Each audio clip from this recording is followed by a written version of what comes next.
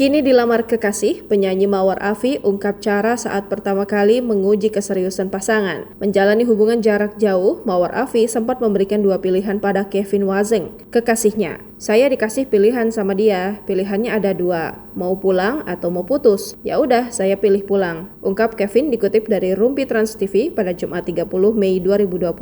Cara yang dilakukan Mawar mungkin terlihat memaksa, tapi dari sana dia tahu seorang laki-laki serius atau tidak. Buat aku, dia nempuh jarak yang jauh dengan ke Indonesia nunjukin keseriusan dia, jelasnya. Menurut Mawar, jika Kevin hanya berniat main-main dengannya dan tidak serius, Kevin tidak akan rela menempuh jarak Amerika-Indonesia hanya untuk menemui Mawar. Ketegasan terhadap hubungan itu dilakukan Mawar bahkan 2 minggu sejak mereka memutuskan berpacaran. Kevin Wazeng yang diketahui berprofesi sebagai perawat di Amerika Serikat itu pertama kali melihat Mawar melalui Reels Instagram. Tanpa tahu bahwa Mawar seorang artis, Kevin mengirimkan pesan melalui direct message. Butuh waktu lama untuk membuat Mawar membalas pesan itu. Sampai akhirnya mereka bertukar nomor. Kevin merasa yakin dengan Mawar setelah 4 bulan pacaran dan resmi melamar Mawar beberapa waktu lalu.